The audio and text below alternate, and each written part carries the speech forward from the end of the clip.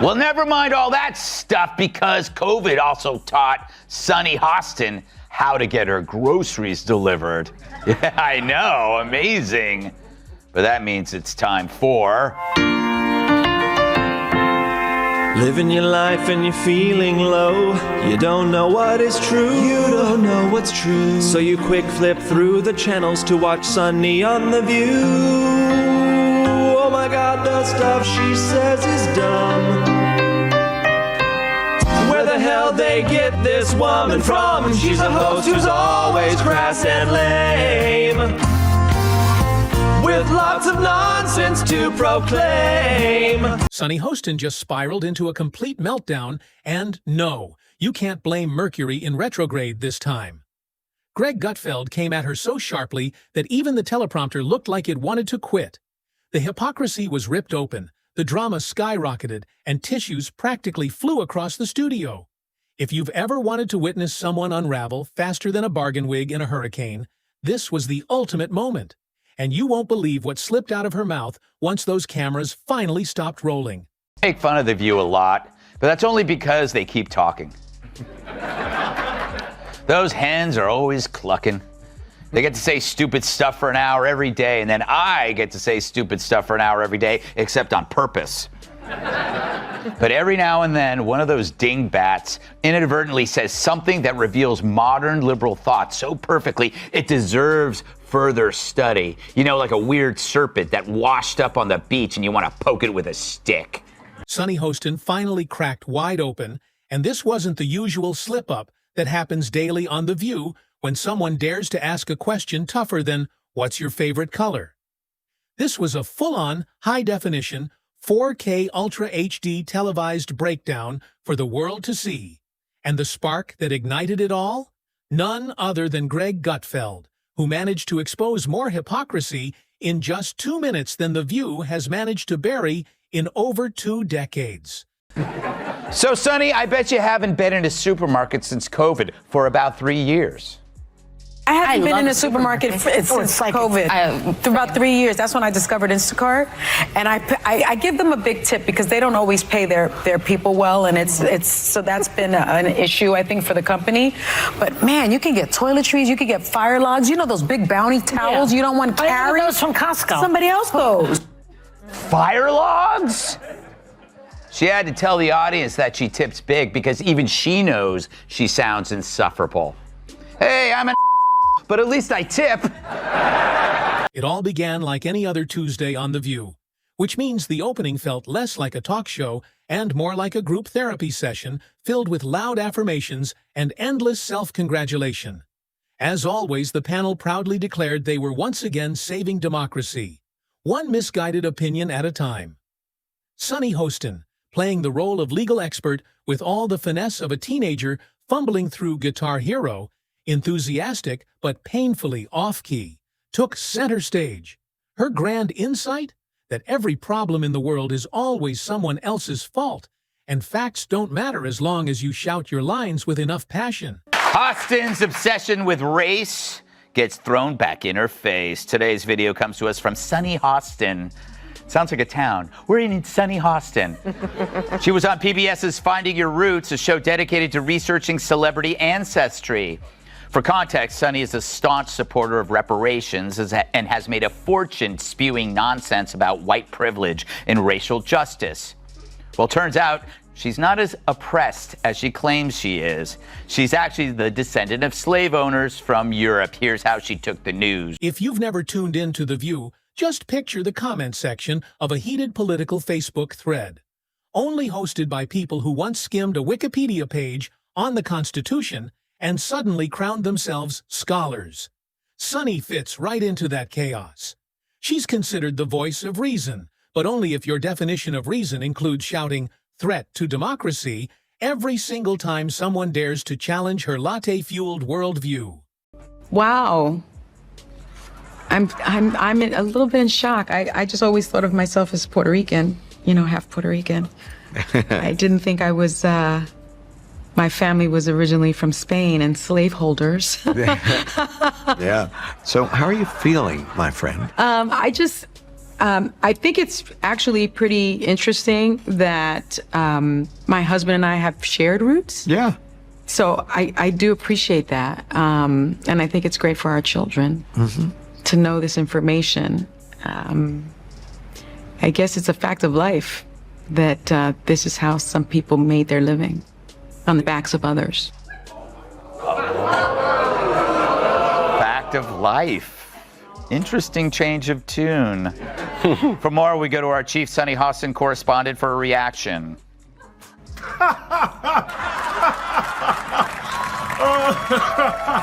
But then, Karma walked onto the set, Greg Gutfeld, and that's when the real fireworks began. Greg isn't the polished type you expect from TV pundits. He's more like the sharp-tongued guest at a dinner party who blurts out exactly what everyone else is secretly thinking. Sunny clearly didn't get the memo that sarcasm is still legal in most states, because the second Greg started running through her endless list of hypocrisies, she folded like a deck chair in a hurricane. First, he pointed out Sunny's favorite trick, demanding civil discourse, while just weeks earlier, she branded half the country as a mob of democracy-destroying goblins. To her, civility only exists if you nod along with her 100%. Otherwise, you're basically guilty of aiding a crime. But Greg wasn't finished. He became a one-man forensic auditor, pulling receipts like he was exposing her entire career ledger. 1 minute, Sunny rages against border family separations. Then, when her preferred administration does the same thing, suddenly it's all complex policy nuances too difficult for us commoners to understand. Hypocrisy wasn't just her habit. It was practically her home decor, stitched onto a pillow for all to see. Oh, I'm going to milk this till the end of time. You're right. Anytime she says something stupid, I'm going to go, slave owner! Kat, just watched that. That's the second time I've watched that. She was tipped off beforehand, right? Because they had to tell her before, so she had time to regroup. They wouldn't just surprise. Do you think? No? I don't know. I feel like she could have maybe done better. Okay, here's the thing. Greg laid it bare. Sunny's outrage works like a light switch. It flicks on the second a conservative sneezes and snaps off the moment a liberal faceplants into the Constitution. She's the type who demands investigations into the ethics of a tweet, while defending politicians who couldn't spell ethics, even if you spotted them the E and the T and the audience. They reacted like the loyal congregation they've always been. Greg could have held up a scrapbook of Sunny's contradictions, signed by Sunny herself, and they still would have booed him for spreading hate. So, naturally, Sunny pulled the move every modern TV personality knows by heart. She played the victim faster than you could whisper audience sympathy. With a trembling voice and media-trained tears, she twisted Greg's critique into a sweeping attack on women, minorities, and practically everyone in between. When reason runs dry, she widens the battlefield until raw emotion is her only weapon left. I think that women, white women in particular, want to protect the patriarchy here because it's to their benefit. Yeah. They want to make sure that their husbands do well. They want to make sure that their sons do well. They want to make sure that their children do well. And they want to make sure that they do well. Most of the women in some of these studies are married white women, and they do fall in line with what their husbands are doing. People have to wonder, where does Sunny Hostin get her opinions? Yeah. Like you said, and it's obviously from her husband. She has to tell her what to say on The View, because without it, she's got nothing up there. Sunny, who has spent years on her cushy ABC throne, tossing vicious labels at millions of Americans, suddenly broke down in tears because someone dared to point out she contradicts herself more than a motivational speaker with commitment issues. It was emotional gymnastics so extreme it deserved a gold medal, if only the Olympics judged on pure lack of self-awareness. And The View panel? They circled the wagons like an old Western posse, except instead of fending off bandits, they were shielding Sunny from the horrifying prospect of being fact-checked. Whoopi Goldberg even jumped in with a pep talk that basically boiled down to, remember, facts are just a social construct if you feel strongly enough. Meanwhile, producers scrambled behind the scenes, whispering about Sunny's emotional well-being, as if being called out for hypocrisy on live TV wasn't a routine Tuesday for any public figure. You'd think she'd be used to it by now, but no, this time it hit differently. Joy Behar gets racism. After all, she's been black on Halloween. Yeah. But Joy wasn't there on the show. Apparently Mondays are her days off when she feeds in the pasture. But that is convenient, right? It's like one of my aunts dies every time Brian Kilmeade wants to hang out. Maybe Joy needs a full day to read her hate mail, and that's just from the rest of the cast. So Scott had to deal with Sunny Hostin and her typical self-righteousness. This was Greg Gutfeld daring to say the Emperor had no clothes, while the Emperor herself sobbed into a designer coffee mug. Social media exploded within minutes. Twitter flooded with brutal memes. One savage gem showed Sunny with the caption, "Strong opinions, weak spine." Another had her crying on The View with the tagline, "When you realize receipts don't lie." Even people who usually avoid politics started noticing, because when you preach endlessly about civility while trashing half the country, people remember. Meanwhile, Greg's segment went viral. His sharp, sarcastic takedown of Sunny's meltdown hit home with everyone sick of being gaslit by the same 3 recycled talking points week after week. It became a masterclass in proving that The View isn't real debate. It's basically a live-action Tumblr thread with a studio audience and better lighting. Not a clash of ideas, but a choreographed routine, like synchronized swimming, where everyone knows the steps, and anyone who cannonballs into the pool gets booed as if they committed a crime. But unlike this chick, we didn't think it was the best thing that could have happened to us. Although it did get Joy Behar to wear a mask.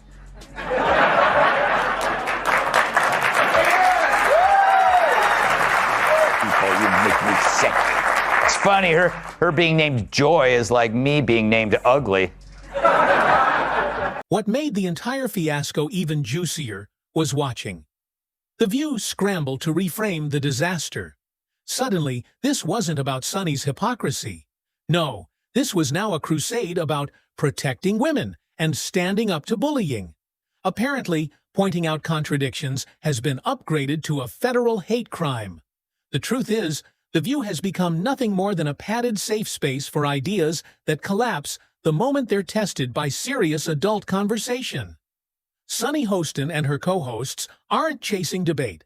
They're running a daily self-esteem seminar dressed up as political commentary. The second logic, consistency, or heaven forbid sarcasm enters the room, they crumble like a dollar store umbrella in a hurricane. Sunny's meltdown wasn't shocking. It was inevitable.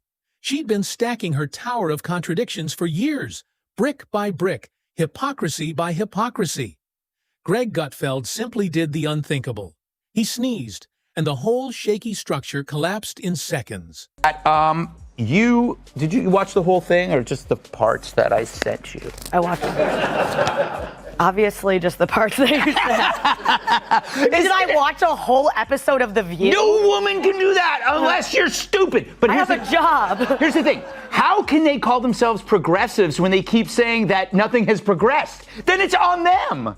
Right. I just wish I could have, would have watched if I could, would have been Joy Behar watching that. Yes. And being like, I totally made the right call. It was not an accident that they had him there on her day off when she was, presented herself as the, expert on systemic racism. And of course, no modern meltdown is ever complete without a rebrand. Sunny launched into a teary-eyed sermon about growth and being brave enough to be vulnerable. Translation: please ignore that I was just caught bending my own principles on live TV. Honestly, it was almost impressive. Watching The View spin a full-blown exposure of lies and double standards into a so-called teachable moment about healing. It could have been the plot of a new Marvel movie. The Gaslighters Assemble. Meanwhile, Gutfeld kept racking up wins, not with fury, but with that smug smirk that drives the perpetually offended absolutely mad. He knows the game. Point out the Emperor's nakedness, and suddenly you're accused of attacking body positivity. Poor Sunny, though, she's now trapped in an endless loop. Every time she claws her way back to fake moral superiority, someone drags up that humiliating moment where she melted faster than butter in a microwave when faced with her own words. At this point, she's not just a pundit, she's a living, breathing meme. People have to wonder, where does Sunny Hostin get her opinions? Like you said, and it's obviously from her husband. She has to tell her what to say on The View, because without it, she's got nothing up there. She's not very bright. But the problem with her is that she went full racist. She injected skin color into a fairly generic behavior seen in all spouses, regardless of skin color. People marry, they listen to each other, they have something in common with them, they share their political views. She just didn't want to upset her husband by saying her husband makes her do everything, and then she'd have to accuse him of being a racist. Because if he told her that this is what white women do, then he's a racist. You see? Sunny's meltdown is now a lasting example of what happens when emotional manipulation finally collides with real accountability.